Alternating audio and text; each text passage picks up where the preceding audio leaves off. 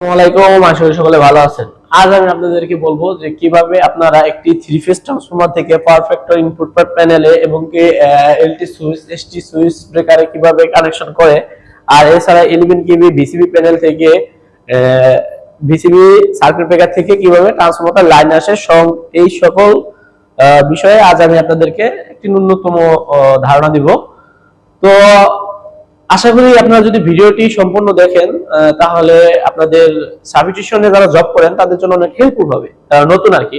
আর যারা পুরাতন আছেন তারা তো আগে থেকে বিশেষজ্ঞ, তাদের ভিডিওটি না দেখলেও চলবে। তো তারপর বলবো যে আপনারা ভিডিওটি কন্টিনিউ করেন, ছোট ছোট বিষয় থেকে অনেক কিছু দেখা যায়, শেখা যায়। তো আমাদের মেইন একটি সাবস্টিটিউশন আছে ওই পাশে, ওটা হচ্ছে আমাদের 33 কেবি। তো 33 কেবি কে কনভার্ট করে ওখানে 11 কেবি করা হয়েছে। তো ওই সংক্রান্ত বিষয়ে ইতিপূর্বে আমরা আপনাদেরকে ভিডিও দিয়েছি। তো যারা না দেখে আছেন তারা অবশ্যই আমার ডেসক্রিপশন বক্সে লিংকটি দেওয়া থাকবে, তারা দেখে নেবেন। তো এখান থেকে আমরা 11 কেবি করছি এটার মাধ্যমে, ঠিক আছে। এখানে আমাদের 11 কেবি লাইনটি ইনপুট হয়েছে। এইখান থেকে লাইনটি ইনপুট হওয়ার পরে কিন্তু আমাদের ট্রান্সফরমারে গেছে।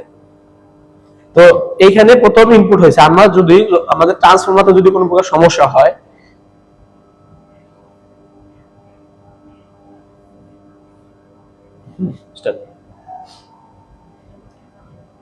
আমাদের ট্রান্সফরমারে যদি কখনো সমস্যা হয় তখন আমরা কিভাবে কাজ করব? আমাদের ট্রান্সফরমারের লাইন তো অফ করতে হবে, যেহেতু আমাদের এটা প্রাইভেট, এটা কিন্তু পল্লী বিদ্যুৎ আওতার ভিতরে না, এটা একটি ফ্যাক্টরির। তো এখন আপনি তো পল্লী বিদ্যুতে চাইলেও তারা লাইন অফ করবে না। তো এই কারণে আমাদের এখানে একটি 11 কেবি ভিসিবি প্যানেল ইউজ করা হয়েছে। তো এখানে একটি বড় ব্রেকার আছে, এটির নাম হচ্ছে, এই যে দেখতে পাচ্ছেন, এখানে কিন্তু আমাদের মেন লাইনটি এখানে কিন্তু ইনপুট হয়েছে। তো এখান থেকে লাইনটি ইনপুট হওয়ার পরে এখান থেকে চাইলে আমরা কিন্তু অফও করে দিতে পারি। আর আউটপুট গেছে হচ্ছে আমাদের ট্রান্সফরমারে। তো এইখান থেকে আর কি লাইন অন অফ করা যায়। এই যে সুইচটি দেখতে পাচ্ছেন, স্টার্ট সুইচ, অফ সুইচ, এখান থেকে অন অফ করলে আমাদের ট্রান্সফরমার লাইনটি ডিসকানেক্ট হয়ে যাবে। তো এটি হচ্ছে এটা মূল একটি বিষয় যে কিভাবে আপনারা লাইটটি অফ করবেন।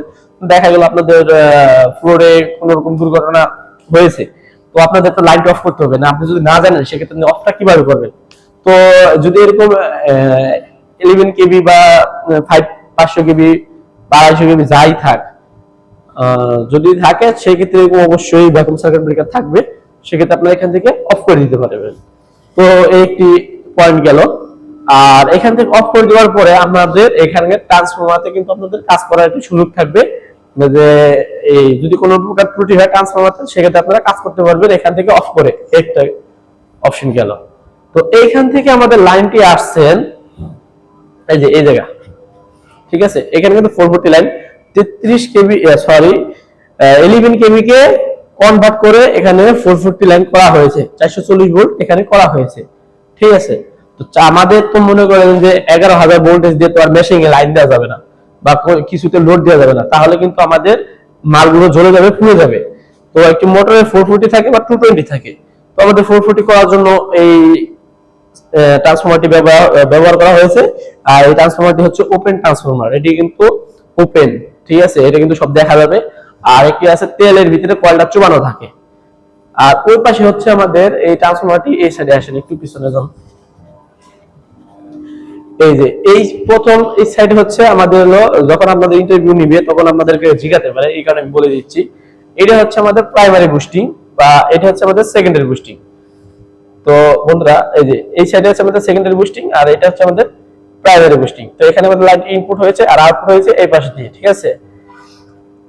আর এছাড়াও যেগুলো তেল, সেগুলো ব্রাদার্স থাকে, ড্রাম থাকে, আরো আদার্স অন্যান্য অনেক জিনিসপাতি থাকে।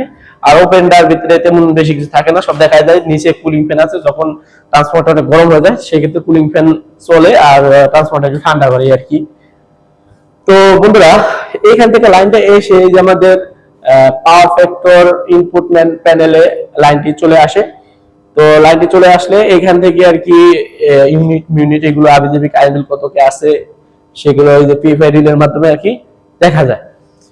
তো এখানে কিন্তু পাওয়ার ক্যাপাসিটর ইউজ করা হয়েছে, দেখতে পাচ্ছেন। আমাদেরকে একটু খুলে দেখাই। তো এই যে ভিতরে কিন্তু পাওয়ার ক্যাপাসিটর ইউজ করা আছে, ঠিক আছে, অনেকে কেবি ক্যাপাসিটর বলে। এই যে দেখুন ভিতরে এই যে পাওয়ার ক্যাপাসিটর। এই পাওয়ার ক্যাপাসিটর কেন ইউজ করা হয়? পাওয়ার ক্যাপাসিটর ইউজ করা হয় যাতে কারেন্টটা ঠিকঠাক মতো পায়, কারণ কারেন্ট তো লোড সবসময় আপ ডাউন হয়, যাতে আপ ডাউনটা না হয়, কারেন্টটা এখানে জমা জমা থাকে, মানে স্মুথলি যাতে কারেন্টটি প্রবাহিত হতে পারে, যার কারণে এই পাওয়ার ক্যাপাসিটর গুলো ইউজ করা হয়। আর এইখান থেকে লাইন কিন্তু আমাদের এই যে এসটি প্যানেল, এসটিএলটি, এসটিএলটি তে কিন্তু আমাদের পাওয়ার গেছে, ঠিক আছে।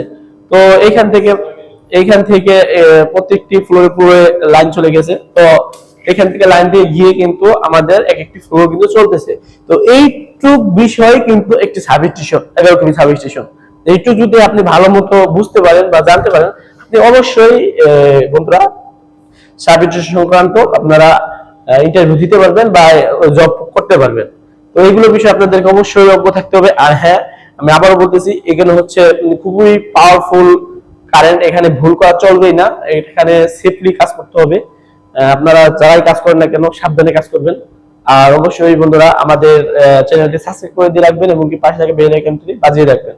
তো এরকমই ইনফরমেটিভ ভিডিওগুলো পেতে চ্যানেলটি সাবস্ক্রাইব করে রাখুন। সবাই সুস্থ থাকেন। আসসালামু আলাইকুম।